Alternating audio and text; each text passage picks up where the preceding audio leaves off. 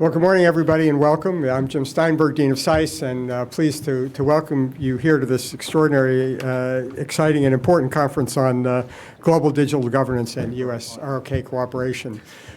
It's a great partnership that we have with our friends in KDIS and with a very distinguished group of experts who are joining us here today for these discussions. And as Dean, you and I were discussing before we came in, there's really no set of issues that are more important or salient to the international environment than the kinds of things that you're going to be talking about today.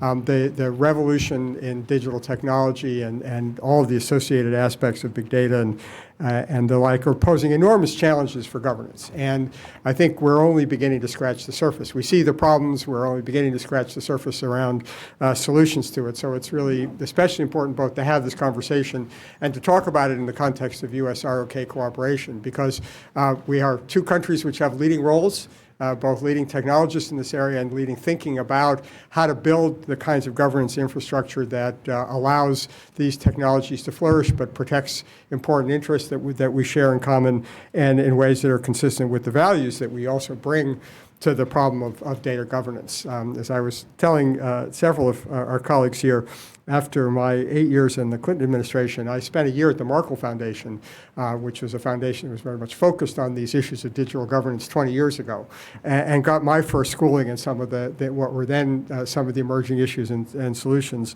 And we've only seen over the last 2 decades how both more central this is and how challenging it is to come up with rules and approaches to it. So I'm delighted that we're able to host this conference here. I look forward to many other opportunities to work with KDI and others to think about how the United States and South Korea can work together both at the government and at the academic level to think about these challenges and to come up with the innovative solutions that we need for the 21st century. So let me turn it over to the panel, but thank you all for coming and thank you for being here.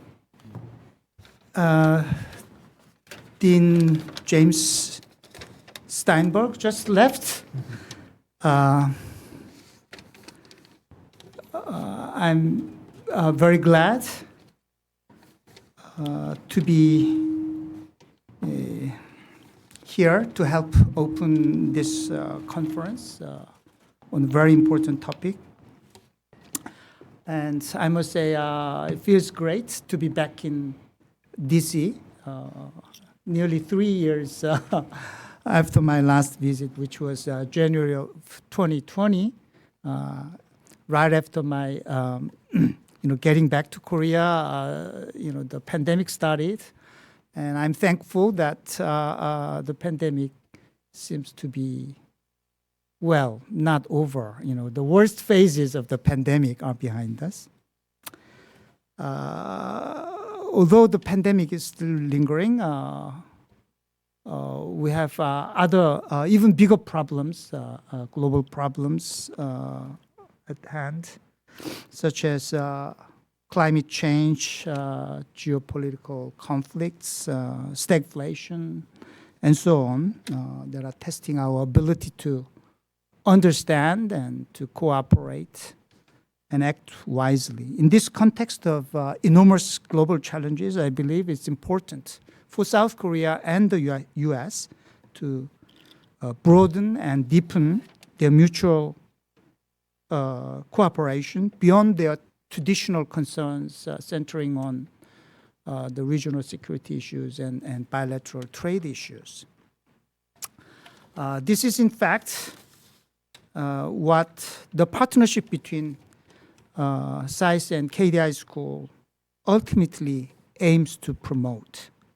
So allow me to take this opportunity to thank SAIS for being our great partner and also for organizing this event today.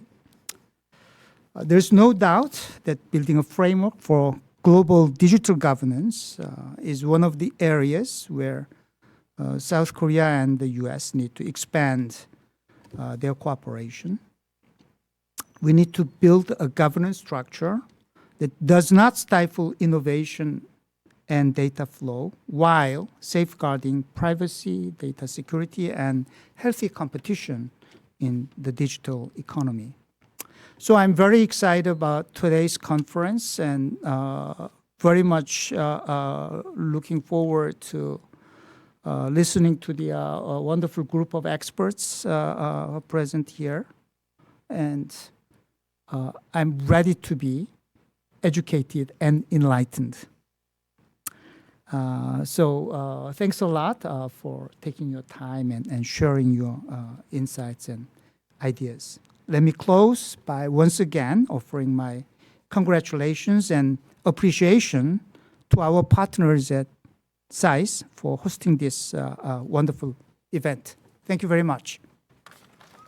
And I'd like to thank again our Dean Steinberg, who offered opening remarks, and Dean Jong-il here for their opening remarks, which I believe really set the scene for today's discussion. I really think that today's conference topic, global digital governance and US-ROK and prospect for US-ROK cooperation, is very timely. The proliferation of internet users have shifted the center of gravity of internet away from the United States, making it more global and broadly distributed among emerging and mature economies. And as national and subnational regulators around the world attempt to expand sovereign control over the internet, its future as a free and open and interoperable platform is under threat. But the world environment that we're living in, the speed of technology innovation is faster than the speed of the regulations and policy framework. And I mean, this is not my area's expertise, but then I understand that we still have coherent definition in terms of global digital, governance and data security, etc.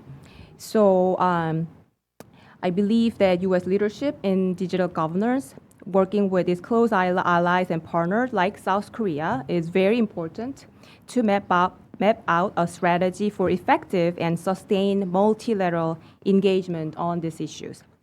We're very lucky to have our distinguished speakers today, whom have extraordinary career, knowledge, wisdom, and insights about this set of issues. Before I introduce our speakers, I'd like to thank our colleagues and Dean Yu from the KDI School of Public Policy for coming all the way across the Pacific to join today's conference, and really appreciate for the continuous partnership with SAIS. Without further ado, I'd like to introduce our distinguished speakers. So we have Dr. Orit Frenkel. Dr. Frenkel is the co-founder of the American Leadership Initiative, where she leads all aspects of the initiatives, the institutions, programs, and policy development. She has 39 years of experience working on Asia, trade, foreign policy issues, with a special emphasis on the challenges facing the U.S. manufacturing companies, and also this set of issues of digital-related topics. And we have Dr. Randall Jones right next to her, who received the Declaration of the Order of the Rising Sun from the government of Japan in 2016. And also she received the Seongye Medal of the Order of the Diplomatic Service Merit from the government of Korea in 2018. So currently, Dr. Jones is a professional fellow at Columbia University's Center on Japanese Economy and Business. And more importantly, he's an adjunct faculty here at Johns Hopkins School of Advanced International Studies, SAIS. Previously, he was a visiting scholar at Columbia University from 2019 to 2020. And Randall served as a senior counselor for East Asia and as a head of the Japan-Korea desk at the OECD, Organization for Economic Cooperation and Development, in Paris from 2022 until 2019. During his 30 years at the OECD, Dr. Jones wrote all 16 OECD economic surveys of Korea and 15 OECD economic surveys of Japan, in addition to a number of other publications. Thank you. And we have Mr. Nigel Cory. Mr. Cory is an associate director covering trade policy at the Information Technology and Innovation Foundation, ITIF. He focused on cross-border data flows, data governance, intellectual property, and how they each related to digital trade and the broader digital economy. Cory has provided in-person testimony and written submissions and has published reports and op-ed relating to these issues in the United States, the European Union, Australia, China, India, and New Zealand, among other countries and regions. And he's a member of the United Kingdom's International Data Transfer Expert Council. And we have Dr. Mike Nelson, who is a senior fellow in the Carnegie's Endowment Technology and International Affairs program, which helps decision makers understand and address the impact of emerging technologies, including digital technologies, biotechnology, and artificial intelligence. Michael has extensive career in the private sector, including Microsoft and IBM, in addition to his private sector experience working at the White House on the issues related to global information infrastructure during the Clinton administration. And also he's teaching at Georgetown University. So once again, we have distinguished panel. And I would like to ask each speaker to offer initial remarks for roughly 10 minutes about opportunities and challenges, with regard to this issue, how to govern the global digital economy. And the floor is yours. Thank you. Thank you. And I think I'll just add one important thing to Myung's introduction of me, which is that I actually got a PhD from SAIS. Yeah, no, it's fine. A very, very, very long time ago, but I'm delighted to be here again.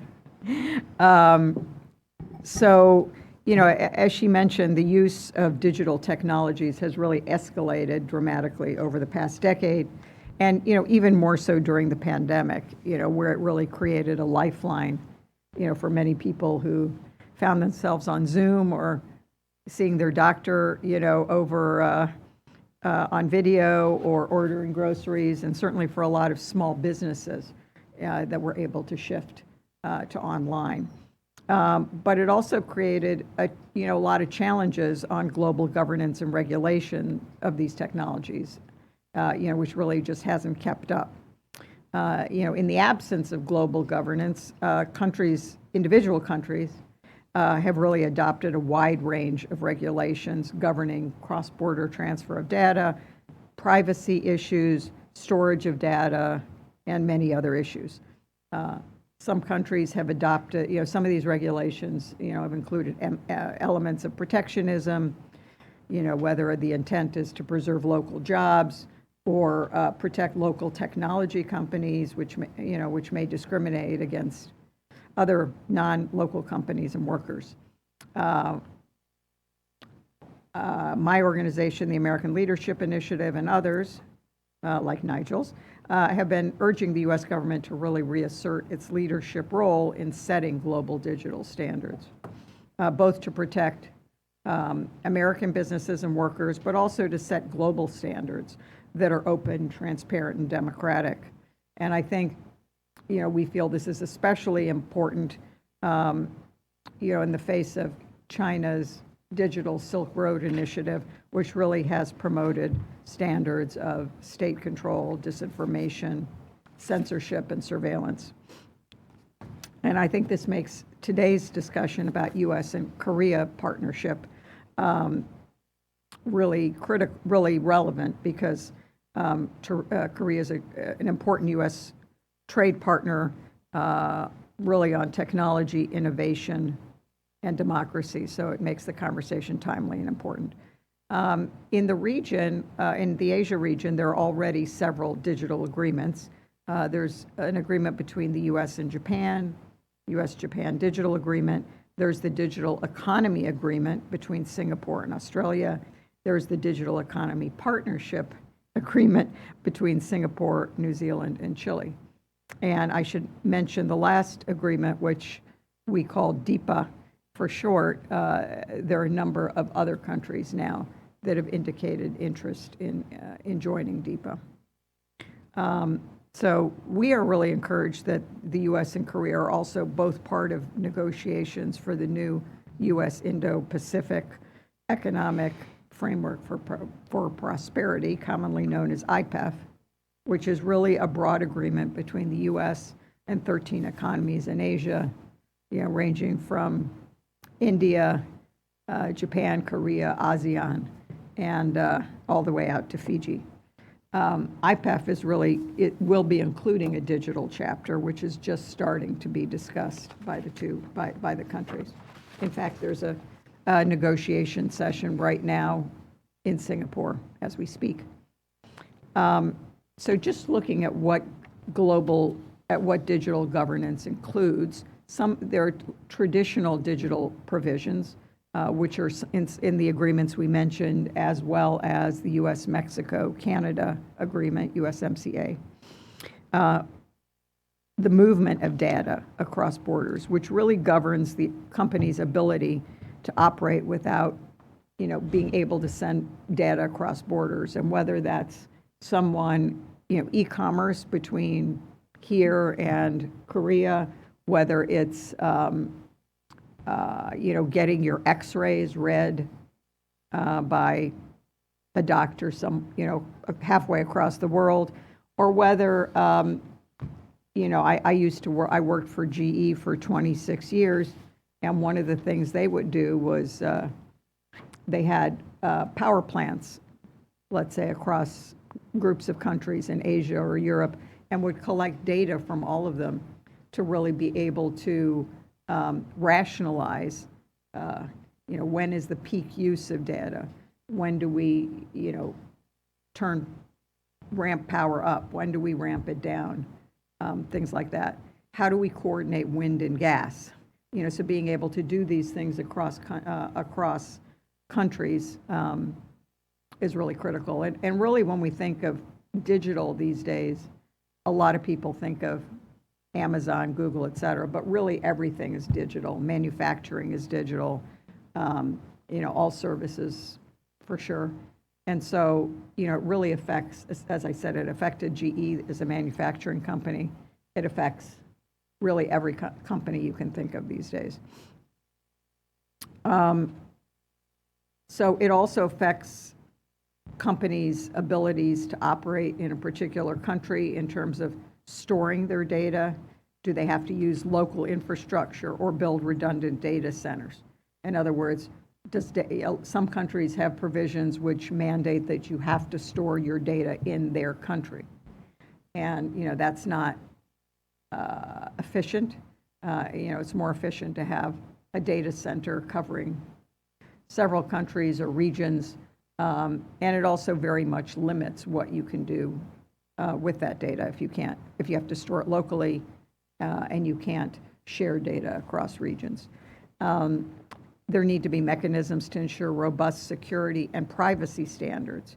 That's very important. I mean, the U.S. at this point doesn't have a national privacy law, but maintaining privacy across borders of data is really critical to allow cross-border trade. We need to protect those data flows, including standards for government or law enforcement access to data, and that needs to be done with guiding democratic and human rights principles. There need to be rules to guard against the export of personal data to third parties or third countries that are likely to use it to harm people. There are a range of additional regulatory issues to be addressed, and IPEF is also looking at new areas, such as how to regulate AI and new emerging technologies. AI is currently not covered in any U.S. digital agreements and is really ripe for inclusion in a future pact. China's Xi Jinping has announced that he wants China to be the global leader of AI by 2030, and he's using that goal to tighten the country's domestic monitoring and social control. They're also exporting their AI technology to other autocratic regimes, giving them tools to monitor their populations, which is something that we're concerned about. There's also a lot of concern in the U.S. regarding a bias in AI algorithms, which really impacts employment, education, and other issues. IPEF is going to be an opportunity to really define new ways to govern AI, to ensure that these new technologies are used transparently, fairly, and in a human-centric manner. Another issue is really content moderation and censorship. Democracies should promote free expression and counter censorship to uphold democratic values. At the same time, we need to advance language in a new digital agreement, similar to there's language in something called the Christchurch Call or the G7 Internet Safety Principles to ensure that technology is not used to violate human rights. Another important area is small business enterprises. Small, if you think about it, the Amazons and the Googles of the world are already in every country. Despite the differing regulations and challenges, they're large enough, they have teams of lawyers, they're able to operate in most countries, whereas small businesses and entrepreneurs, which are the major employers both in the US and globally, are really much more challenged. And so we need to really ensure that they benefit from these technologies. Digital technologies can also assist in facilitating trade by setting legal frameworks governing electronic transactions, e-signs, electronic rules of origin, et cetera. So simplifying and digitizing trade formalities facilitates trade and lowers the barriers to entry for small and medium-sized businesses. A couple other things that DEPA has, and that I know the U.S. government is looking to include in IPEF, equity and inclusion. We want to make sure that members commit to advancing digital economy opportunities for marginalized communities, to remove barriers for participation by minorities, women, rural populations, et cetera. New Zealand, for instance, has special language committing it to make its trade and digital trade in particular more accessible for its Maori population. Another one that the U.S. is very focused on is incorporating sustainability. And a digital chapter should encourage the greening of supply chains and data centers and really look to how we use digital technologies to promote sustainability. The U.S. and Korea are both countries with similar values and really should work together to create a robust digital chapter in IPEF, which will really strengthen workers and businesses both in the U.S. and the region and set open, accountable, and democratic standards. Thank you so much. I'm sure we have a lot to follow up during the discussion, but now I'm turning to Randall Jones. Thank you. Thank you very much. I appreciate those comments. I have a PowerPoint. Let me see if this works. Okay. I'm an expert on Korea. I should admit up front, I'm not as an expert on digital things as my colleagues here. Like I was telling Nigel, I fortunately have a younger son living at home, so every time I get stuck on my computer, he runs in and helps me. So I'm not an expert on these issues, but I've followed Korea very intently for the last 30 years and looking at this from a Korean perspective. So really like to talk about, convince you probably already know that Korea is a front runner in this area, and then talk about the various international agreements that are starting and what could be, and finally to think about how Korea can use this digital revolution domestically to try to improve its economy, because we have a polarization that's one of my main concerns about Korea. So first, to talk about Korea's leadership, they have the highest spread of broadband, high-speed broadband in the OECD. They were the front runner in the deployment of 5G. Now they're talking about 6G, I think 2028. And so Korea is really a front runner in the world.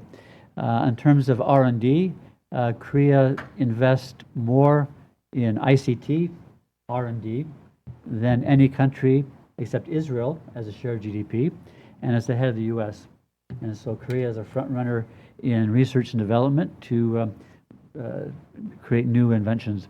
Now this is a little bit hard to see. I can't even see it from here myself, but in 2020, the OECD had this study, and they looked at 25 leading technologies in 2010, and then they counted all the patents in those technologies over the period 2013 to 2016.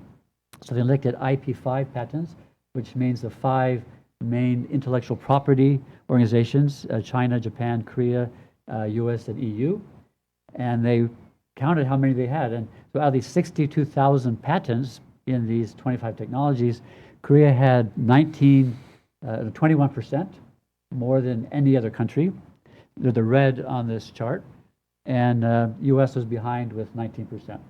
So Korea and the US together are a strong share of the technology in this area. So let me talk about on these agreements.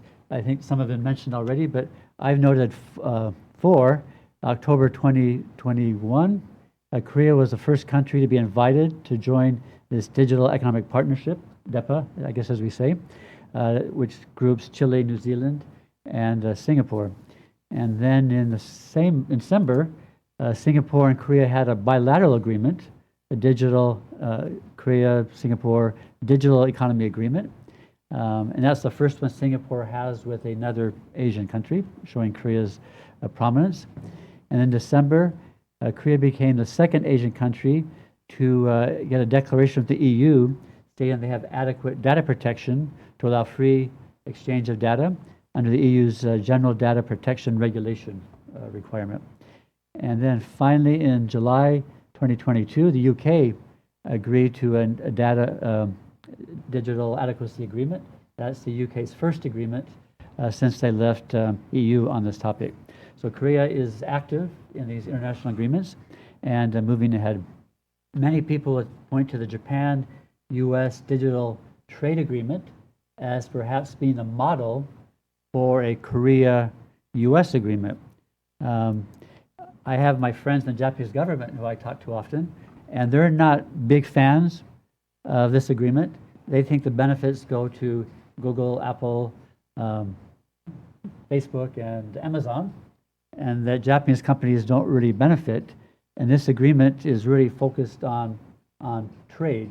The first point was no tariffs on digital transfers, no negative treatment, tax treatment, otherwise on digital activities, and then free exchange of data.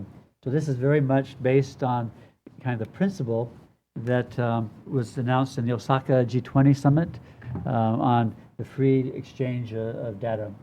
And it goes in line with what Korea's standards, I think, as well. But the Japanese don't think this was necessarily a great step forward for themselves. It just kind of opens the door for the global companies that dominate in this area. So Korea and the US do have a common vision on Indo-Pacific, and we mentioned IPEF a lot. And so I found 4 quotes. I'm gonna have to read these off my paper because my vision's not good enough anymore to see that. The first one is the summit between President Moon and President Biden, and it was President Moon announcing his new Southern Policy Plus, which calls for reaching out to ASEAN countries and India. And the new policy approach focuses on digital development. And then we had the U.S. summit with Korea again in 2021. This is the Moon Summit with Biden, and he says, we agreed to work closely together to promote greater connectivity and foster digital innovation with ASEAN. I thought that was interesting because the Japan-US agreement was really focused on trade, and in this statement between US and Korea, it was foster digital innovation and connectivity, so going beyond trade. The second summit was President Yoon and President Biden in May, and according to the White House statement, they highlight their shared belief in the extraordinary benefits afforded by an open, free, global, interoperable, reliable, and secure internet. And so they focused again on the digital issues. And then last week, President Yoon was in Southeast Asia, I think in Cambodia, and he talked again about Korea's new Indo-Pacific strategy. Of course, in Korea, every president has to make a new policy. So we have a new Korea Indo-Pacific strategy. And it says Korea will carry out active contribution diplomacy in areas such as climate change, the digital gap, and health. So I think these 4 statements show that both the U.S. and Korea have a big interest in taking the digital revolution into the Indo-Pacific. So Korea's, I mentioned, a technological leader, but the real weakness is the diffusion of digital technology within Korea. And we talk about the gap between SMEs and the chaebol, the large companies, which is very extreme in Korea. But I always think of digital as a way of leveling the playing field between big companies and small companies, rather than a tool for big companies to become even more dominant. And so if we look at digitalization, it changes the business environment by leveling the playing field. A small firm today has access to communications and information systems that were available only to large multinationals a few decades ago. And the use of digital platforms can improve productivity and price competitiveness of SMEs relative to large enterprises. It provides access to alternative sources of financing, such as fintech, that can help them expand as well. So these are all the advantages that should allow the SMEs to narrow the large gap between the chaebol companies, which are still dominant in Korea, as well as major international players, and the SME sector, which has lagged behind. So if we look at some of the statistics, if you look at the manufacturing sector in Korea, the SMEs productivity, so labor productivity, it used to be around half of large companies, and it fell to less than 30%. You can see a huge gap. When you have a huge gap like that, that creates income inequality, since the wages are based on productivity. So Korea not only has this lagging sector, it has a serious income inequality problem and a relative poverty problem because of the gap between the SMEs and the chaebol. Looking at an international comparison, this compares SMEs to large firms. A large firm productivity is set at 1. And so in Korea, the SME productivity is only about 30% of large companies, as we showed before. The OECD average, it's about 63%. So other countries have managed to have SMEs that are much more productive and not a drag on economic growth and incomes. Looking at a few specific types of digital technology, if you look at cloud computing, compare the small companies, 10 to 49 employees, only about 12% were using cloud computing in 2016. In the OECD area, it was about 22%. So again, the SMEs lag behind. In terms of big data, this compares 15 US OECD countries, and their Korean SMEs, here defined as 50 to 249 employees, they only have 6%.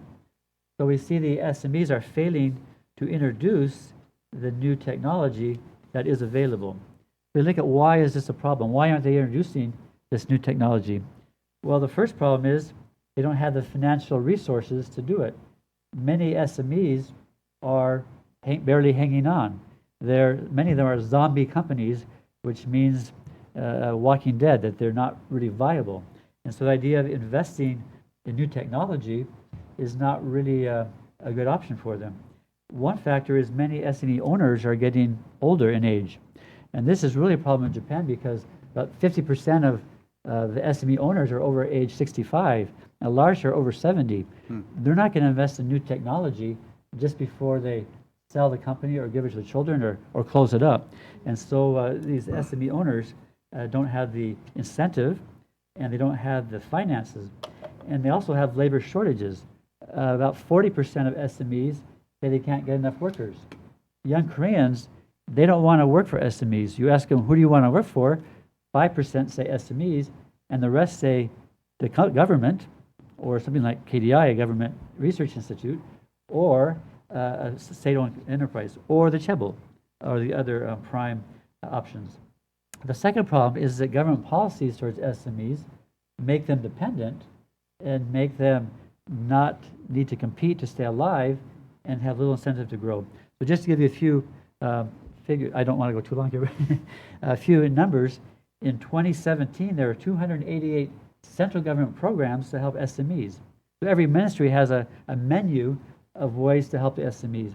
1,059 programs at the local government level, and this accounts to 3% of central government spending. 43% of SMEs get some type of government support. They get support through public funds, credit guarantees.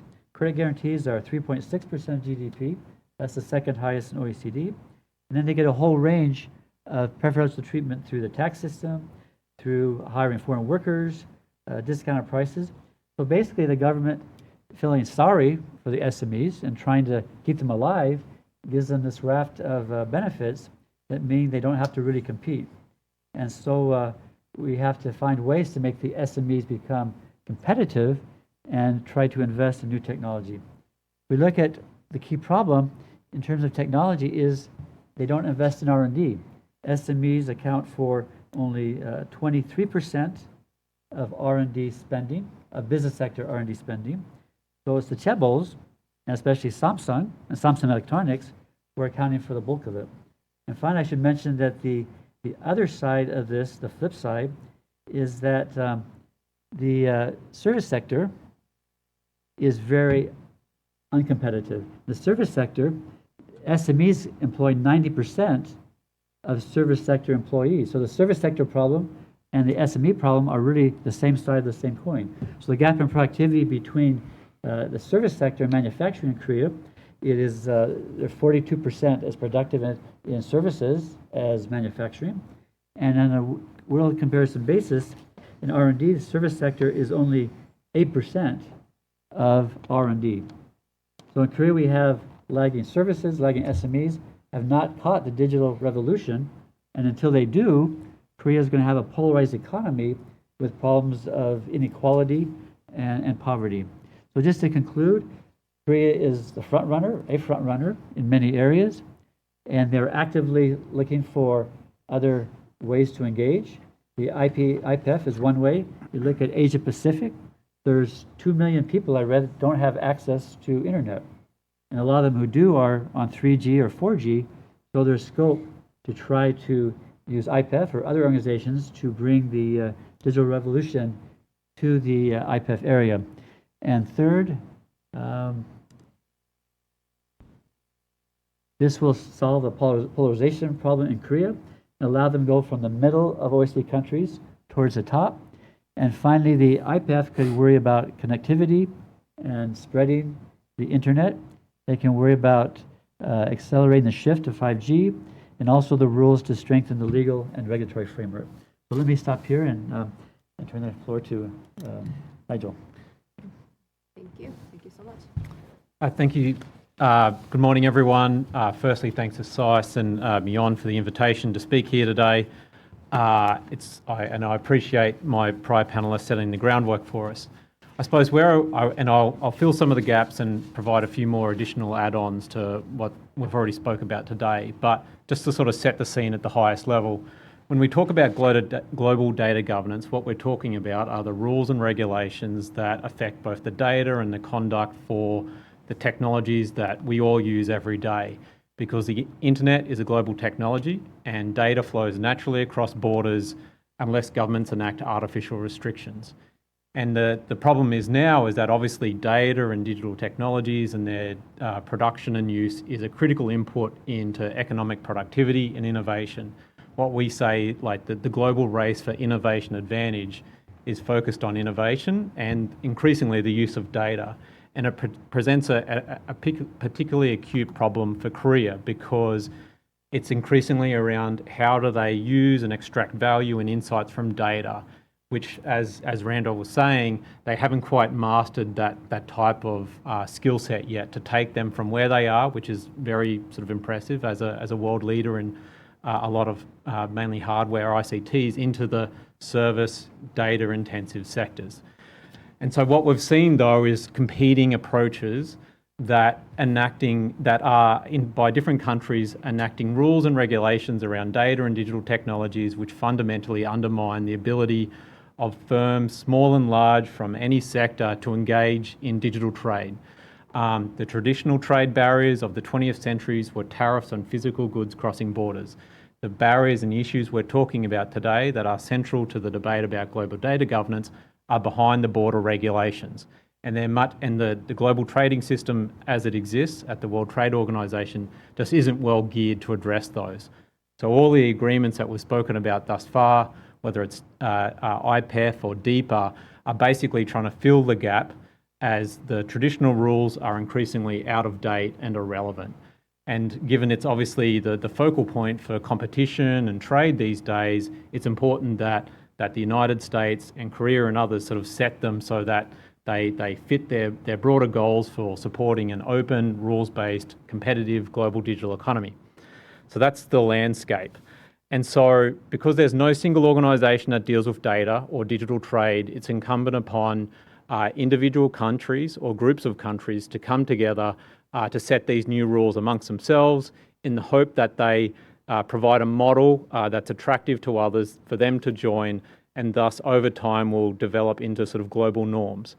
And DEPA is particularly interesting in this regards because you may be wondering like, well, it's only like Chile, Australia, Singapore and New Zealand, but that essentially what they're trying to do, which is what they did with the Comprehensive and Progressive Partnership for Trans-Pacific Trade, the CPTPP, was that initially started as a trade agreement between 3 countries and grew as more countries wanted to join. That's exactly what they want to do with DEPA. Prove the model and then make it an attractive one for more and more countries to join, and thus it'll eventually become a regional and then a global model for managing digital trade, but also digital economic issues. And so that's the context for what the US and Korea and others and Japan are trying to do here in and around these new agreements, because data is probably the most critical input to economic productivity and innovation at the moment. And so there's a lot of competition about whose rules and norms apply and how that rolls out. It's actually really quite interesting in talking about Korea, because Korea was the US's first free trade agreement that included provisions on e-commerce and data back in 2007. So in many ways, they were ahead of the curve. Unfortunately, though, the agreement was only a best endeavour agreement in that the provisions on data were not legally binding, such that if either side thought that the other side was enacting unfair rules around data, they could initiate a legal dispute to take the other side to a court of sort to get them to remove that. And to be frank, that sort of weakness, that loophole in chorus is showing, because Korea has enacted a series of local rules around data and digital regulations that are clearly protectionist and clearly restrictive. And so it's in contrast to their domestic data and innovation prowess. It's in contrast to their increasing engagement on these issues internationally, and stands out as something that they obviously need to address to be consistent as they ask their trading partners to treat them and their data and their digital firms fairly, that they themselves treat foreign firms and their digital goods and data fairly as well. Some examples. Korea's rules for public sector cloud services not only requires cloud providers to physically set up a local data center, which is essentially what Orit was saying, what we call data localization, but that it be dedicated just to the public service. And that's just not how cloud providers operate. They can operate multiple different services from a single data center. So it's essentially impractical. But further to Orit's point is that the data localization is both redundant and inefficient and clearly protectionist, because whether it's Google or some other firm, they want to obviously use their global network to provide services into every market, which actually holds a lot of advantages. They don't obviously want to set up a data center in each and every country. I mean, of Google's main yawn data centers, I think there's like 9 in the world, because these things are extremely expensive and complicated pieces of IT equipment. And to do that in every country would essentially undermine the nature of the internet itself and takes away a lot of its advantages. And so of these certifications that Korea hands out, surprise, surprise, of the dozens and dozens that have been given for cloud services for government, all of them have only gone to Korean firms. This is also really just bad policy from a cybersecurity and resilience perspective, because if you live next to a nuclear neighbour and you keep all of your data at home, you're playing a very risky game that in the event of a conflict, they will target your ICT infrastructure and you will lose all of your data and your ability to access government services. This example was literally just played out in Ukraine, whose last law before the Russian invasion was to remove data localization and to move all of their government data and services into the cloud so that in the event that Russia attacks their data centers, which they did, that Ukraine's government was still online and that all of its data was there. And so that's just one reason why this sort of protectionist data policy in Korea just makes no sense. Korea also has local data storage requirements for mapping data, basically preventing like Google Maps and others from transferring navigational and other mapping-based services, including the sort of the high-definition territorial maps that Tesla would use for self-driving vehicles. This is despite the fact that all of us can log onto our phone now and see a detailed map of Korea. It just doesn't make any sense. They justify it in the name of national security as if the DPRK simply isn't able to access and use mapping services from some other provider. Makes no sense. Korea also has local payment services restrictions for payment providers and for financial firms and insurance firms, which is hugely problematic. So every bank or insurance firm has to set up a local data center in Korea, whereas, and this highlights the discriminatory nature of these policies, Korean banks and insurance companies don't have to do the same here in the United States. And that highlights the essentially sort of the discriminatory nature of these rules. And then on top of that, Korea's data protection regime requires explicit consent for firms to transfer data out of the country. That is both onerous and misguided in that it creates a false distinction between managing data domestically and internationally. What matters as we look towards building global data governance is ensuring that countries' rules are interoperable so that when firms are handling Korean data, that they protect that data wherever they transfer it and that they're held accountable for how they protect that data regardless of where they do it. And that's the ultimate goal because interoperability ensures that rules apply online and that they travel with the data while not creating an inadvertent barrier to trade and innovation. So that's the scene for Korea. We've already spoken about some of the trade agreements, but there's a few other pieces that they're thinking about as well. They recently joined the Asia-Pacific Economic Cooperation's cross-border privacy system, which is a system to manage privacy-respecting data transfers. That's a great initiative. They've also obviously shown interest in the US spin-off of this, of a global CBPR, which, because APEC CBPR was only open to APEC members, the global CBPR that the US wants to create is open to everyone. So it would be a global model for data transfers. Korea's shown an interest in joining that. Korea is obviously also involved in OECD discussions around safeguards and guidelines around government access to data, which is a critical point in all of this. The Snowden revelations, Chinese surveillance, whatever it may be, when we talk about trusted data flows, one of the main concerns we have is about government access to that data. And if these countries, like-minded, value-sharing countries, can get in the same page whereby they all know that they're all playing by the same rules as it relates to government access to data, then we'll go a long way to addressing that concerns about trust and providing a contrasting approach on a central issue vis-a-vis China and Russia, where there are no guidelines, there are no safeguards to what the government can do in terms of accessing and using data. Anyway, I'll leave it there and hand it over to Mike to either contradict me or add to what I've just said. Well, Nigel and I have been on lots of panels together, and I don't think I've contradicted you ever. I'm usually the last speaker on a panel because I'm not a lawyer or an international trade expert. I'm a futurist and a technologist, trained as a physicist. I've been working in Washington for more than 30 years, helping the lawyers and the political scientists and the trade experts and the national security experts understand what that future can be with regard to digital technology. And so I have 10 minutes. I'm going to spend most of my time describing where we could be in 2030 and then working backwards. Most of my career can be summarized in 4 words. They will probably be on my tombstone. stopping stupid stuff silently. I've been lucky enough to be in the room when policymakers are trying to figure out what to do.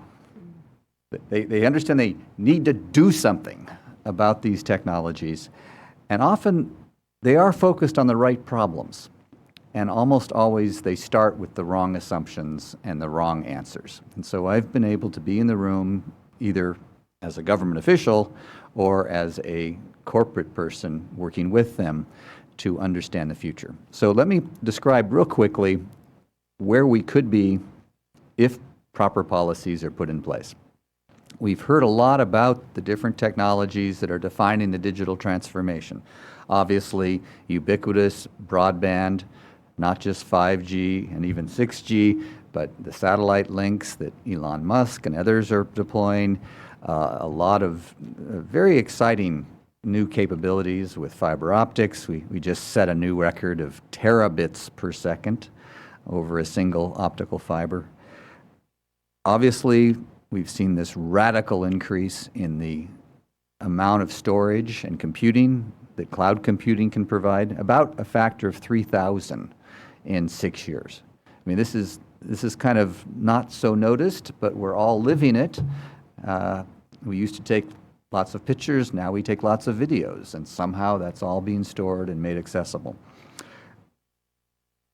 A big piece of this future that still needs to be designed and built is a data infrastructure that allows us to have distributed databases, hundreds of thousands of these, with auditing capabilities, tracking capabilities, proper cybersecurity,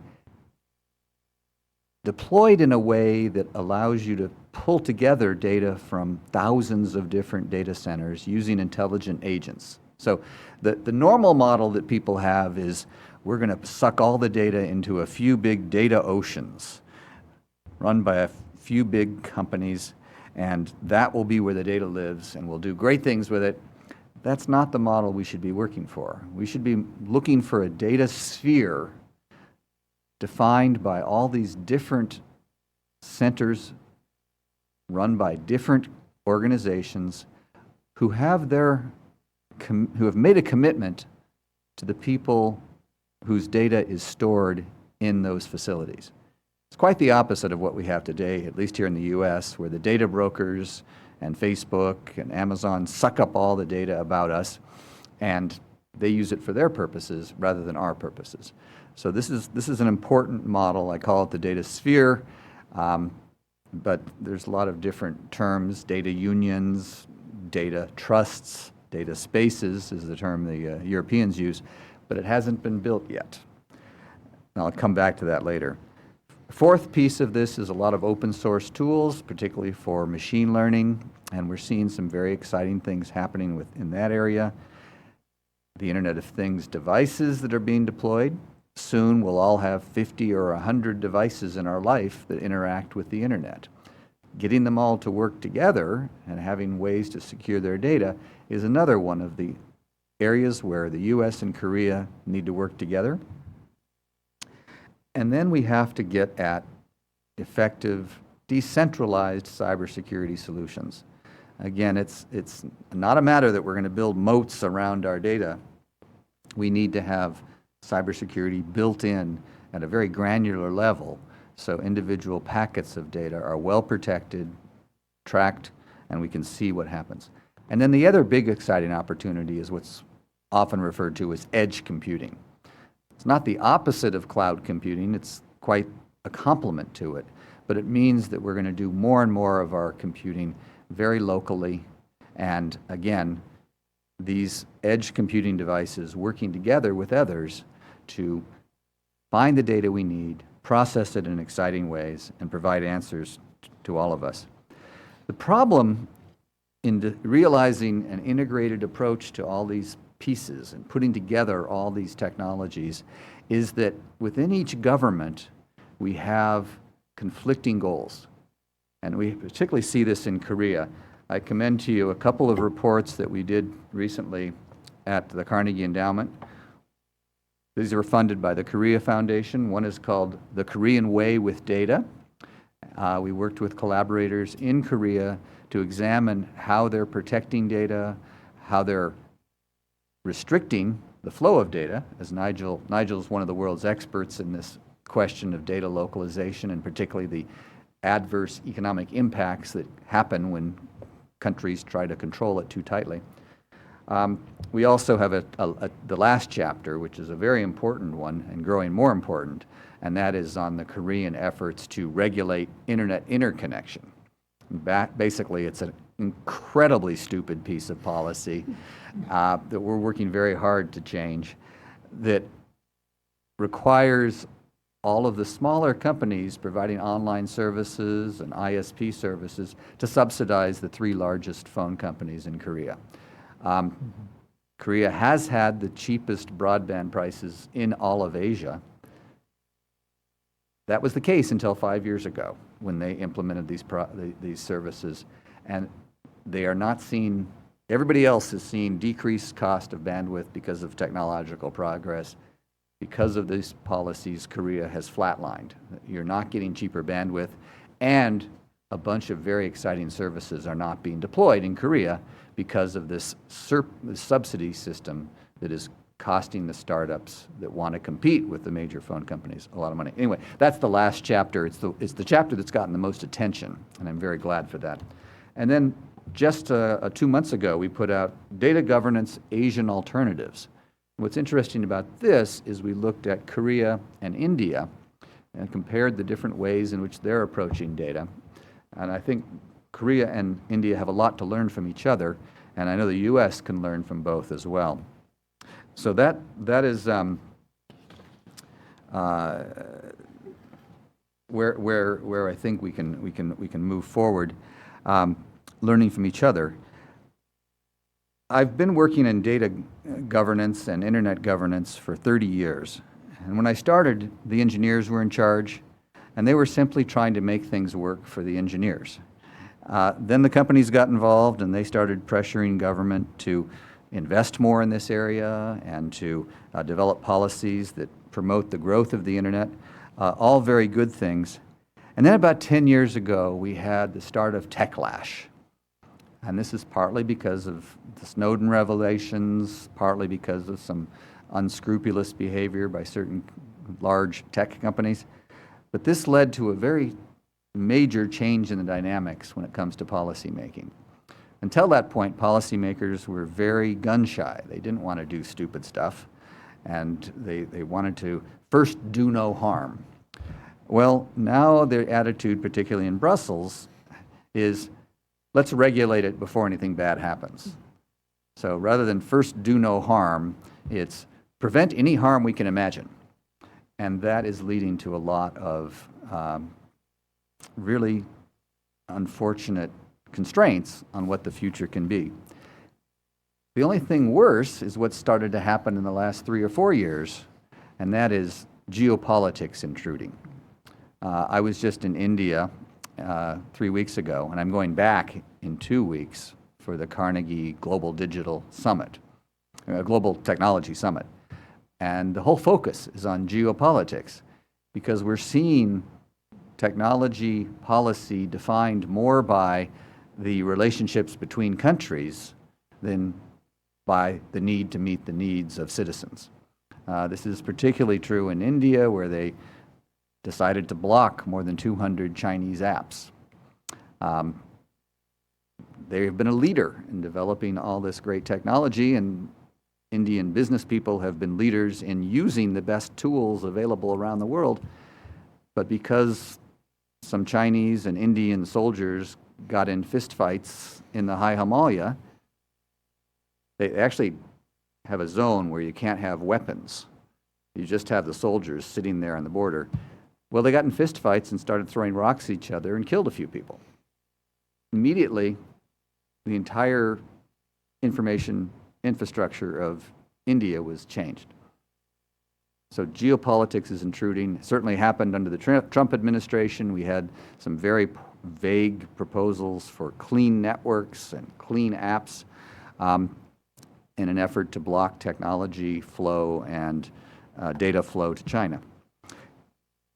There are important problems in the national security area that we have to address, but you don't do it without thinking of all the aspects. And that's where digital leadership really comes into play. Because in each government, whether it's India, the US, Korea, Japan, you have different agencies pursuing different goals. Nigel mentioned the problem of map data being determined to be sensitive data that can't be exported out of Korea. Well, there's a whole bunch of other agencies in Korea that see the huge benefits of having good map data and good map services available, whether for smart cities or for commercial applications. So you have these fights between agencies. I saw this firsthand when I was in the Clinton White House. Luckily, we had digital leadership. President Gore stepped up and said, I'm going to get everybody together and we're going to solve some problems. We're going to get digital signatures fixed. We're going to do encryption policy in a consistent way. We're going to do e-commerce. I think Korea has a chance to do that with the new administration. In our report, we mentioned how during the last presidential campaign, there was actually debate about online authentication, one of the key building blocks for this data sphere that I'm talking about. That technical issue rose to the level of the president. And that, I think, is what's needed to break through these log jams where different agencies are pulling in different ways. To end here, I'll talk a little bit about how Korea and the US can work together to promote digital leadership in other countries. One of my favorite Bible verses is Proverbs 29, verse 18. Where there is no vision, the people perish. Definitely the case here. We're going to have a lot of confusion if presidents and prime ministers aren't talking about where we want to go, where we can be in 2025 or 2030. The late Prime Minister Shinzo Abe was very fond of talking about data, free flow with trust. I think it sounds better in Japanese. It's DFFT to all the rest of us, and it's a great vision. But you have to do that by building an infrastructure like the one I described earlier with data trusts that keep data in places where they can be it can be controlled and audited by the organizations that manage it. One problem with realizing this vision are a bunch of very unfortunate myths and misperceptions and memes. One of the most dangerous, and Nigel's heard this many times, is the phrase, data is the new oil. Unfortunately, this was on the cover of The Economist magazine 4 years ago. And every time I talk to policymakers, no matter which country, somebody says, data is the new oil. Unfortunately, that was meant to be a way of saying it's really valuable. But now everybody's gone the next step and said, oh, I need to hoard this. And I need to burn the data like oil. And they don't understand that it's actually something totally different. It's not a commodity. So I like to say that for scientific data, we should think that data is the new air. It flows from country to country. It can be reused. Different people and different animals and different plants will use different components of the air, and it will be recycled and remixed, and it'll flow freely. For some personal data and some very valuable corporate data, I think data is the new water. And again, most of it's flowing around the world in our oceans and our rivers. Some of it is actually so valuable, though, we'll put it in little bottles and we'll label it and we'll sell it for very high prices. But data is not the new oil. So I think Korea and the US can do a lot to dispel the myths. Another thing that we can do is work together on demonstration projects that can change the way we think about data. When I was at the White House, we passed a lot of laws, we reformed the Telecom Act, we invested a lot of government money in government systems, but perhaps the most important thing we did was we set up the whitehouse.gov website. At the time, the web was brand new, it was just becoming commercial, and this was really the first e-government website. And because we did that at the White House, every ministry, every agency of the US government had to have a website. Every governor decided they had to have a website. Every CEO was asking their IT team, if Bill Clinton has a website, where's my website? And it just spread very quickly. So think about ways that we can work together, particularly with scientific data, to build this data structure that allows for easy access, authenticated access, and has security built in. And the last thing I would urge us to look at, and I would, as a former professor, I give lots of reading assignments. If you want more details on how to build this data sphere and the data architecture, I'd recommend very highly a book by Sandy Pentland at MIT, and it's just called Building the New Economy. And it outlines in pretty good detail the different legal, technological, cultural things that need to be done to approach data in a new way. So the last thing is I'd urge us to work together in those organizations like the OECD, the Internet Governance Forum, which is coming up in 2 weeks in Addis Ababa. I think the G20 is a particularly important place to elevate these issues to the Prime Minister and President level. That's what Abe did.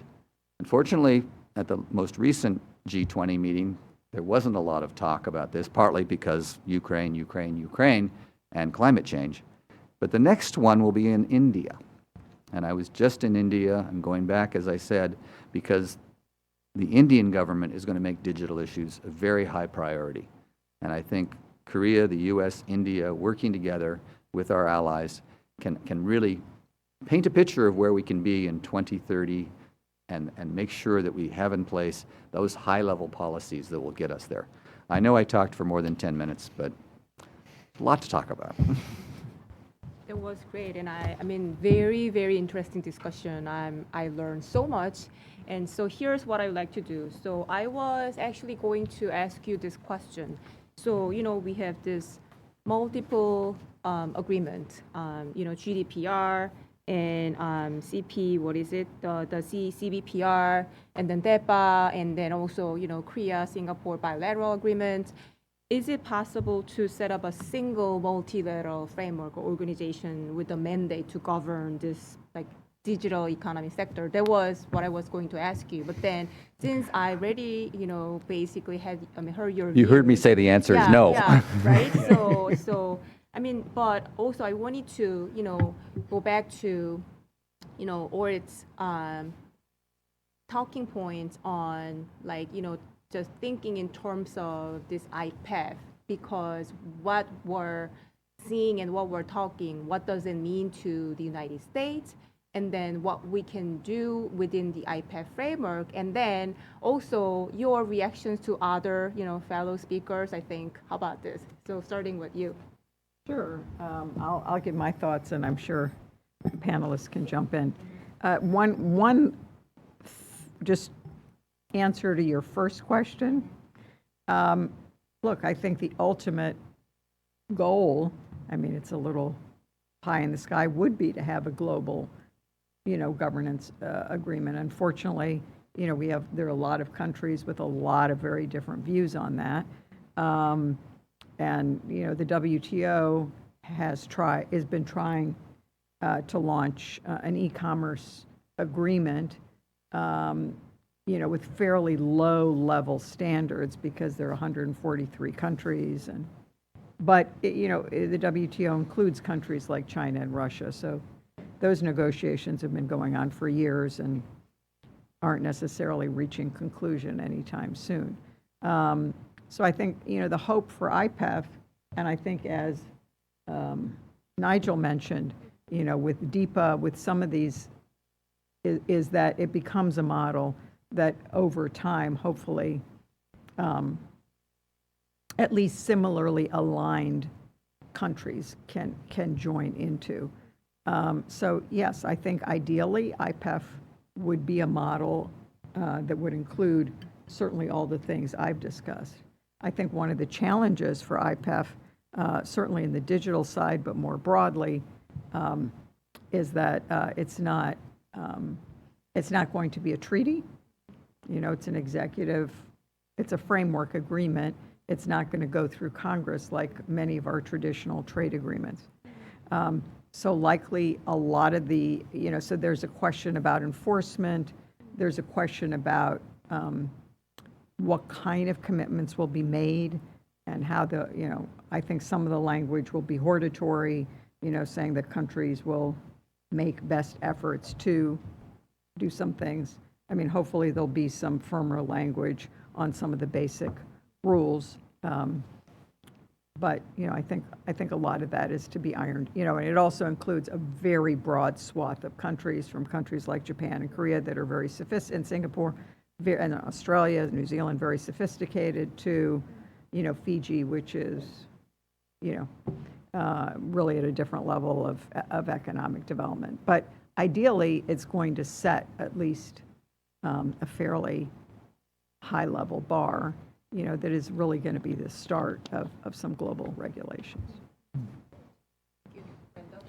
I guess I would vote for the CPTPP, partly because Korea is trying to join it, and they should join it, and the U.S. should get back into it after Trump took us out of it. And it's not limited to one part of the world, because the UK has applied as well. Yeah. So I think that's the kind of the state-of-the-art trade agreement. And if it could be international, no geographic limitations, I think that could be a good way forward. I like IPEF too.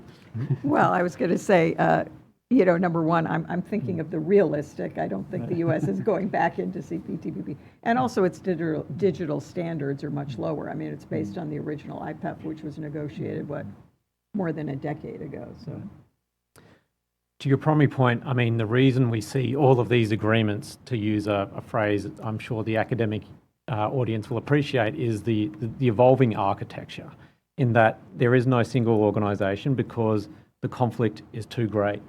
Russia and China have a vision of the internet that is just fundamentally different to what we here in the US and Korea and others take for granted. And so we don't want a single organisation at the moment. And so it's a competition of competing vehicles and approaches, and that's what we're seeing here. And I think if there's one thing that I think really lacks with Korea, is sort of developing a sophisticated, holistic approach to digital development at home, but also a vision abroad. In that, despite its tech sophistication, we just have not seen Korea sort of really engage in the vision setting on this globally. And that's always been really surprising to me, given how good its economy is at home. And it stands in contrast to like what Japan has done with former Prime Minister Abe, who stepped onto the stage and as host of G20 put the Data Free Flow of Trust initiative on the agenda and has engaged on these issues at APEC, the OECD, in every organisation around the world in trying to push the ball down the field. We just haven't seen that type of leadership and vision from Korean policymakers, and it's a real gap that they really should step up and do. And I'm hoping the recent announcements where they're seeking to join these agreements is part of their transition to realising they need to do that, because the economic stakes of it, the system going wrong, are incredibly high for Korea, given the nature of their economy and the trading partners involved. And if I can add to that, it's not just political leaders who can provide the vision. Japan actually has done a lot through their companies to define what the future can be. Unfortunately, they tend to rewrite their vision every 3 or 4 years, and so they haven't been quite as effective. In the 90s, here in the U.S., we had a number of visionary CEOs, and some of them came to Washington and met at the White House. Some of them went to conferences around the world, sharing their vision of a world where we would have Zoom on our phones. We would be able to access the global digital library. These ideas were kind of pie in the sky in 1993, but the fact that these very important people were saying them over and over again and getting lots of press coverage for doing so meant that there was kind of a consensus about where the engineers needed to work and where the investors should place their money. And we got there. We built this stuff. Well, we have, back then, the web and high-speed networks were kind of the key building blocks. Now we've got 6 or 7 building blocks, and I mentioned them. And artificial intelligence is part of it. Obviously, the ability to tap the cloud and the edge computing is another piece of it. But we don't have that clear vision. Instead, we have companies sniping at each other, and the politicians end up on one side or the other. It's more like the traditional industry where government is seen as a battlefield between different sectors of the economy. I think we can change that. And I think, first of all, the political leaders need to say, look, we're going to continue to make the world better using digital technology. And I think the CEOs, including Korean CEOs, need to step up and say, we've gotten together. Here are the 3 or 4 things that will be different in 2025 and 2030. And here's how we're going to make it happen. For the last 5 years, most tech companies have been on defense because of the techlash. And I think corporations working together across boundaries can help define this digital future. It's not just the G20, there's also the B20 that supports and guides what happens there. Again, a long speech, but I care about this. Thank you. So I'd like to ask one more question and then like to take questions from the audience. So just going back to, Nigel, when you talk about the data protection regime in South Korea, and then mainly because of the issue, facing North Korea, cyber security, right? So I would like to step back because there are a lot of events, seminar in Washington, D.C. in terms of economic statecraft, technology, economic security, and then, for instance, the one yesterday, CFR, that was on US-ROK, economic security and technology. But then we were talking about the challenges in terms of the reality that we don't really share the same definition of national security in this economic security, whatever new buzzword. And then Mike, you talk about the importance of geopolitics could be suddenly a factor to change a lot of things, right? So, I'd like to talk a little bit more about China, or you talk about China's digital Silk Road. So this competition between China and the United States in terms of this data economy or data trade, data governance, what do you think? And then if you have any specific policies or suggestions that could be just for the U.S. government or for the US-ROK or any other government, that would be really great. Okay. Yeah, I think as I mentioned, one of the big challenges is that, China, when Huawei sells internet equipment to Zimbabwe, they sell with it ability for, particularly authoritarian governments to surveil their population, much as China does, to censor the information, et cetera. And I think certainly the U.S. sees that as extremely, extremely damaging, really using the internet in very authoritarian ways. And I think that's why it's important for like-minded countries, including obviously Korea, Japan, and others, certainly in the region, but globally, to come up with standards that are more open, transparent, and accountable. And I think one of the goals of IPEF, but it's also something the U.S. is talking to Europe about in the TTC, and I think should have discussions more broadly, again, to reach agreement with like-minded partners, so that you have countries like Fiji, for instance, that is very new to this sphere, like a lot of countries in Africa, Latin America, so that they are able to get standards that are more aligned with a democratic vision. As we know, China is very aggressive in selling its equipment, and they've got the Belt and Road and the China Silk Road, so they really are very effective. at selling their equipment, and with it, their vision of a more repressive internet. And I think that's one of the goals of IPEF and TTC, and more broadly should be a larger goal to really promulgate international digital standards that are more democratically aligned. I would just say that these international digital agreements are forcing Korea almost to decouple from China, because Korea has depended on China for about 27% of its exports go there. So its security is with the U.S., economy is with China. In the digital area, there's such a divide between the Chinese vision of it and the U.S. vision, the data free flow with trust. Korea is going to have to increasingly choose the U.S. side and decouple from China, which is very economically risky and difficult in the short run. But President Yoon has stated that objective. Even President Moon was saying that as well, that Korea is too dependent on China, and this will accelerate that decoupling that will take place. I mean, it's a great issue because at the moment the narrative around digital technology is driven by national security and the related concept of economic security, and as opposed to prior sort of defining narratives of general free trade as the ultimate goal. And the problem there is national security is a black hole in terms of governments can use it to justify anything.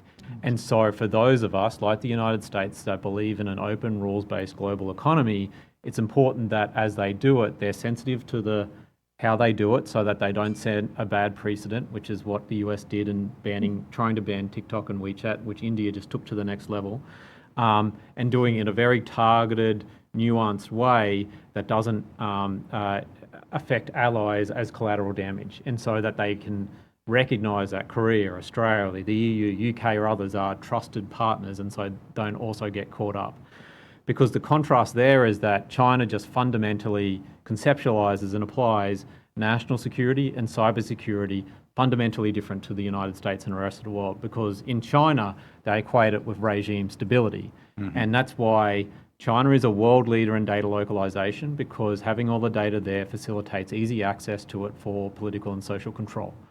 And so that's why they want, in agreements, trade agreements, and at international bodies, they don't want any restrictions on what government can do in relation to data and digital services, because it affects their political goals. Whereas every other country realises that there are needs for safeguards and limits. Most recently, the EU and the US negotiated a new agreement on transfers of EU personal data to the United States that sets new and meaningful safeguards and redress mechanisms on US surveillance activities, such that if a EU citizen thinks that they've been unfairly surveilled and their data has been their privacy has been breached, they're setting up a new court where they can initiate a dispute. And so that shows that despite how sensitive surveillance and intelligence is, that even the United States recognise that there needs to be transparency, there needs to be oversight, there needs to be redress around it. That there is no world that China would agree to those types of limits.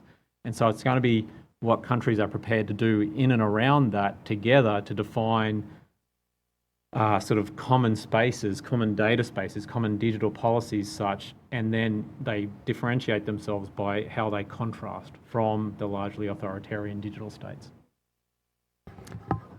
I don't have a lot to add on this question other than to give one more piece of reading to you.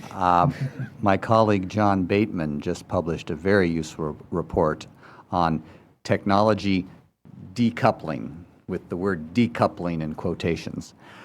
The reason for that is that we're not going to see total decoupling. Right. When you decouple, it's like two train cars. You're either connected or you're not connected. The U.S. and China are going to be connected in various ways, particularly when it comes to technology and data.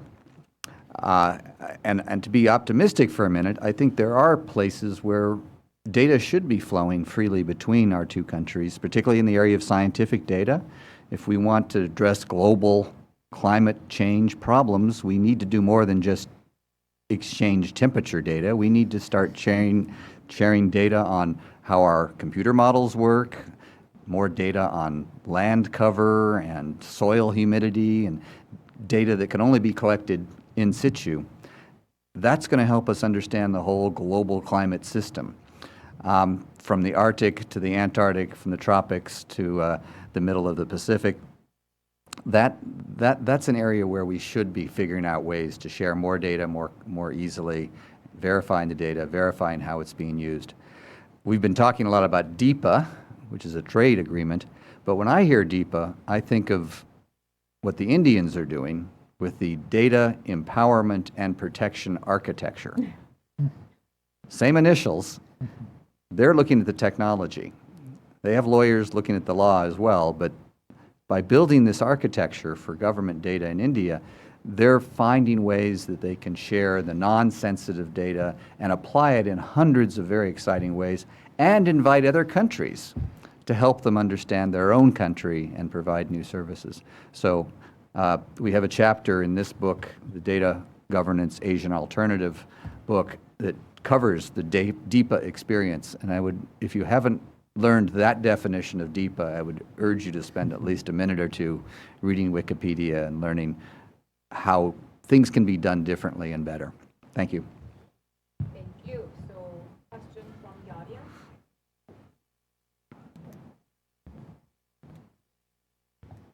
Hi, my name's Andrew. I work with a private company. I have Dr. Jones about the plight of SMEs in Korea. Do you see that as an opportunity for private equity investment, global private equity investment, as an alternative to government subsidies in order to sort of spark innovation in that strata of the Korean economy? I think increasingly it will be. At present, we think of SMEs as backward technologically and weak, but there's a new entrepreneurial spirit in Korea among young people. And it used to be parents would always say, I don't want my kids to grow up to be entrepreneurs. But now we're hearing that. So I think increasingly the venture capital business is growing tremendously in Korea. As a share of GDP, it's the second largest after the US, or after Israel, maybe the third largest.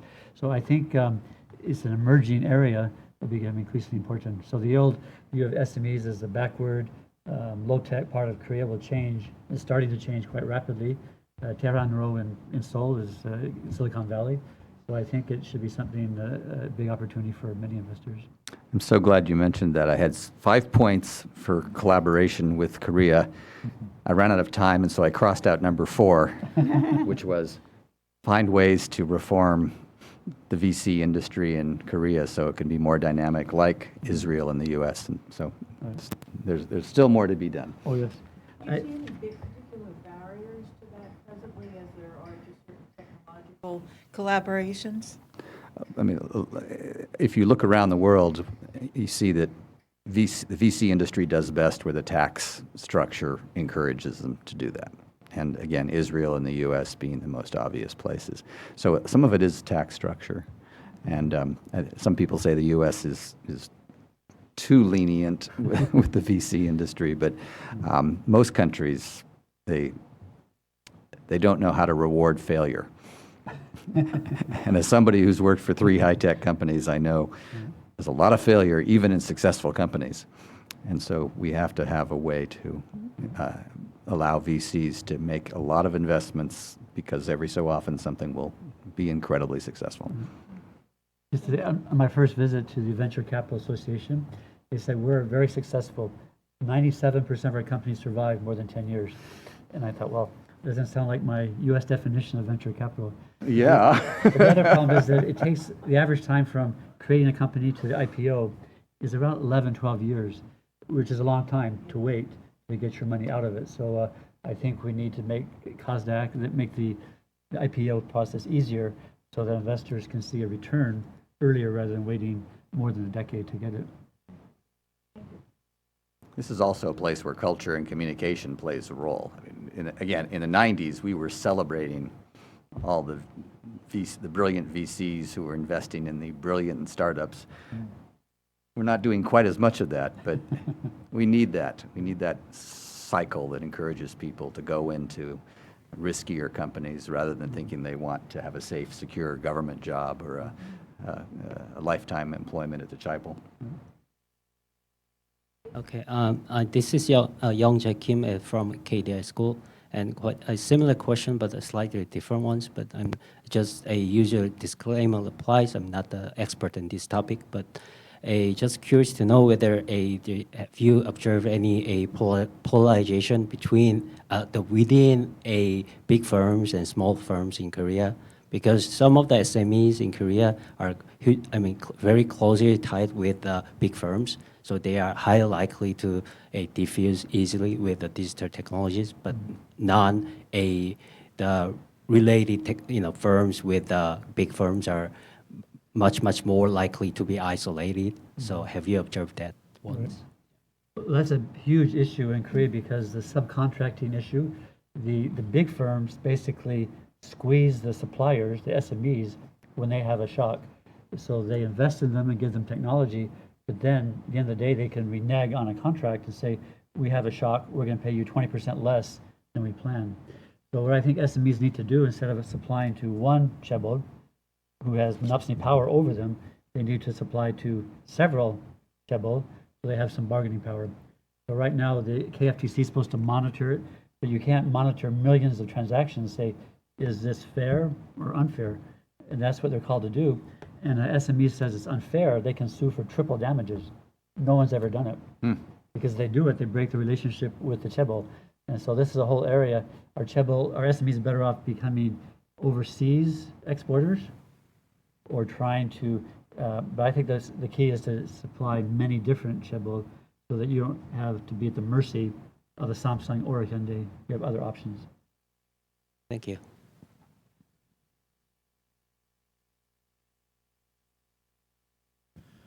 Hi, my name is Amir. I had a question kind of about a lot of what was talked about today, the restrictions to data flows, the really wild interconnection rules that are now potentially going to spread to Europe if they have their way.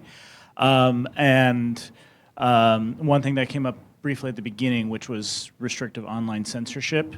A lot of these are kind of, they've been touched on in like the Declaration for the Future of the Internet, for example, and they could come up in IPEF.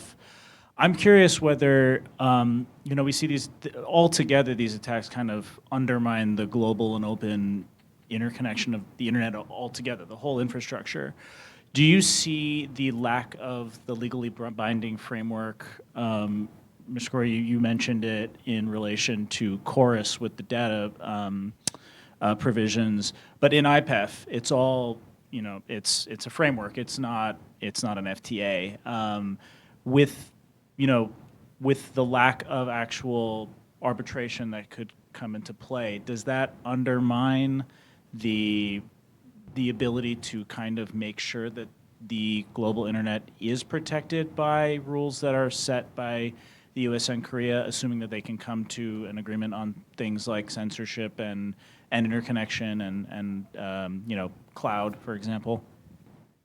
So as the instigator of a lot of work here in the US, there was a Senate testimony 2 years ago on censorship as a non-tariff barrier, and I provided 30 or 40 pages of a submission on how China uses it as such, because the current trade rules as such are poorly designed to account for vague, broad and arbitrary definitions of what is legal and illegal, which China uses to the max.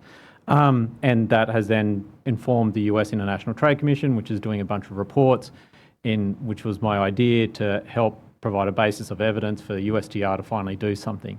But the problem with this as such is that trade lawyers are poorly positioned to address an issue that cuts across multiple issues, and it's hard for the US to come to a position on it because censorship is itself in the US political context is up for debate in a way. And so it's hard to present a united, developed, detailed front against its use as a trade weapon. That said, and IPEF's framework makes progress on that harder in that same regards because of the countries involved each take different approaches to determining what is legal and illegal online.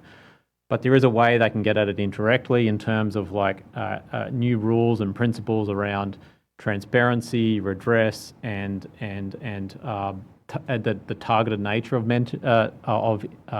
new regulations, which can be covered in good regulatory practices and transparency requirements, such that at least then firms have an opportunity to push back and to get further details such that governments aren't able to use content moderation, which is in many countries used as a cover for censorship, that they can't do as such or as easily, and that provides a point of pressure that they can then go to USTR and go like, hey, here's a case where the Thai government or the Indonesian government, I think, is going too far in asking us to remove content. It's tricky because it involves values in terms of what is socially, politically, economically allowed online, and you will never get two countries together that will agree perfectly on that. And so it's very difficult, and we just haven't seen the type of sophisticated thinking from the US government about how do they go about that. One of the main criticisms of the Biden administration's launch of the future free internet is that they have no actual tangible, actionable items under that. And so it may be a great vision, but like if you don't execute, then it just becomes another thing that you put under the papers of other similar initiatives. And so that's hugely problematic. Yeah, I totally agree with what Nigel just said. It's very tricky, and particularly from a U.S. perspective, since we have, freedom of speech and Second Amendment issues, which, really no other, that go way beyond what any other country has, and so it's challenging. And personally, I'd love to see some restrictions on what's on the internet here. But I do think there are very base level things that the U.S. has agreed to, like the Christchurch call, like some of the G7, internet safety principles that countries in the region have agreed to. And I think even just starting with something like that you broaden a little bit, get all those countries under one, agreeing to those principles. And I think, as Nigel said, couple that with transparency and things like that. I think it's just a place to start.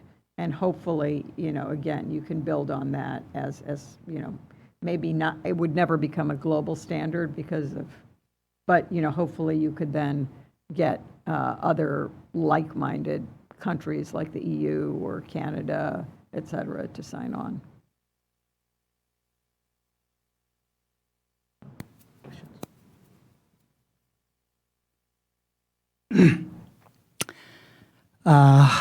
My wish to be educated and enlightened has been thoroughly fulfilled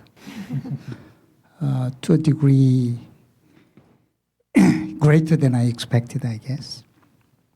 So I thank the panel for that. And among other things, I have decided to read this book, Building the New Economy, and see if the vision that is contained in that book is persuasive enough. I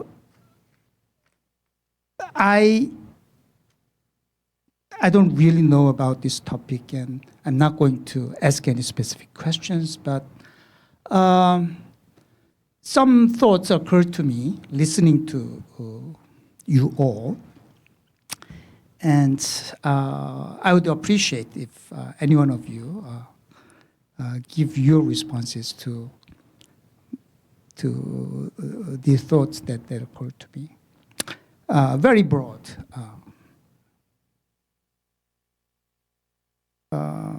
This vision that seems to be basically shared among you about the open and transparent data governance structure that is well aligned with our democratic values.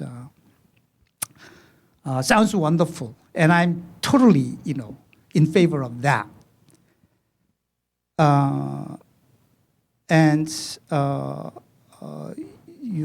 For example, you mentioned about China and Russia and the danger of digital technology being used by repressive states to control its population. Share the concern totally. On the other hand, I think we are also worried about, you talked about techlash and, all these visionaries, corporate giants, but we are worried about the surveillance capitalism.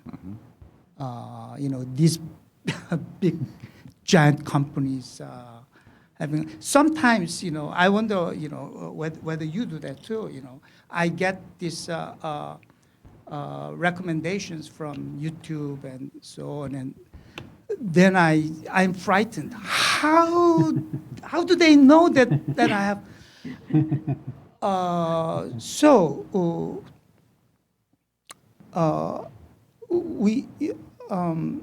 I haven't heard that side of our concern about the digital economy's future, and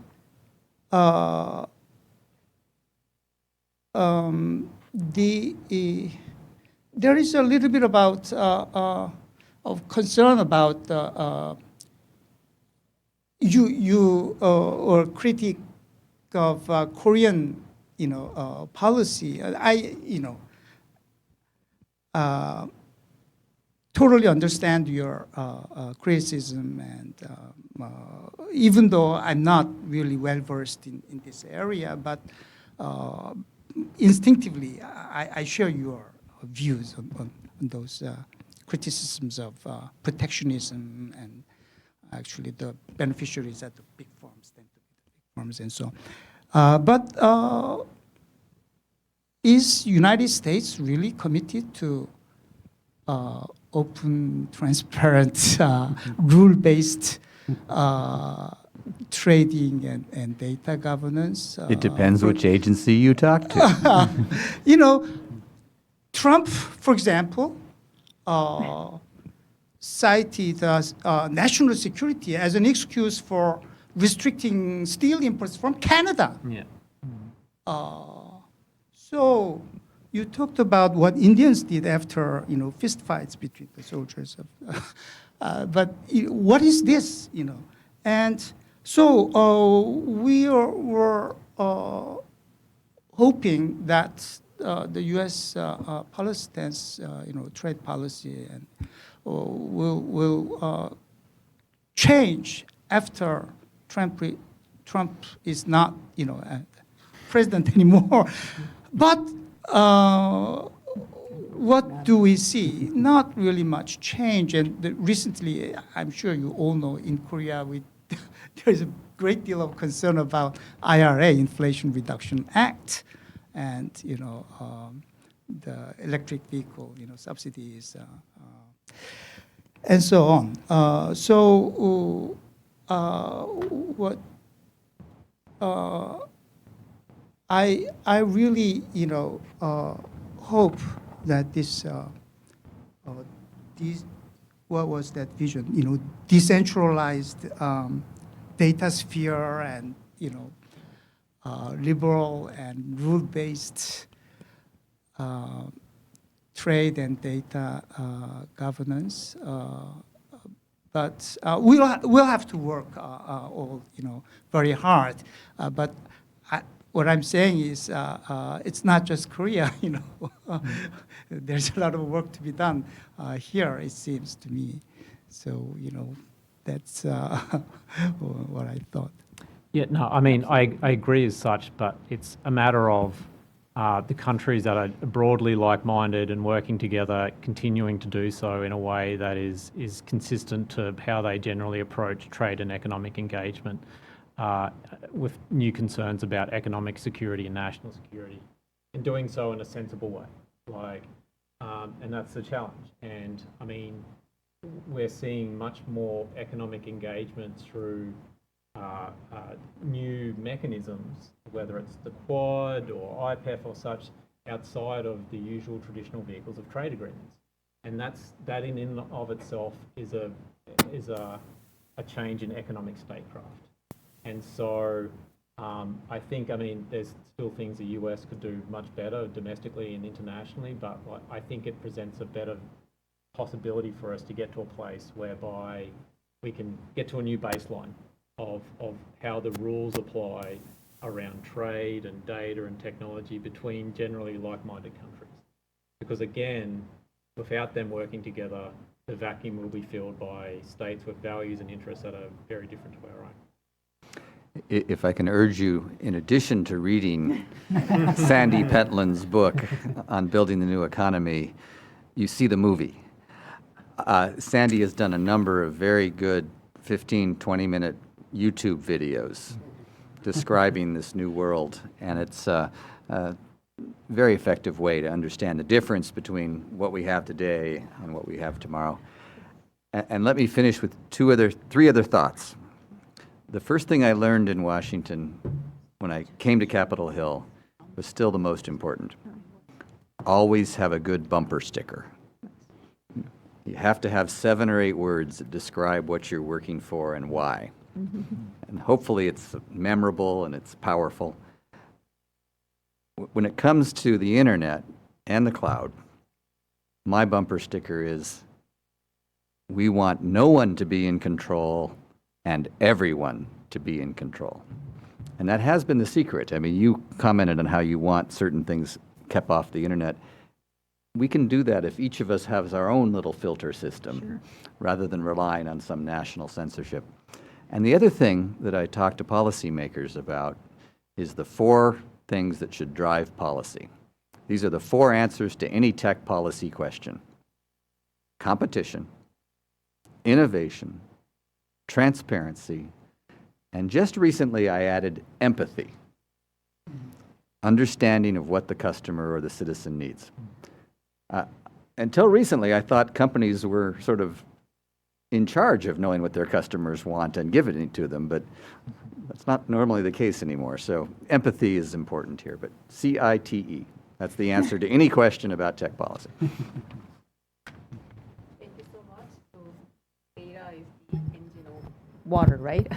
Water, the new air, and the new water. Yeah, new water, new air. So thank you so much. Again, all of you just offering your great insights, and I hope we can have this sort of discussion in the near future. Thank you so much again, and thank you everyone for coming to this event. Thank you. Thank you.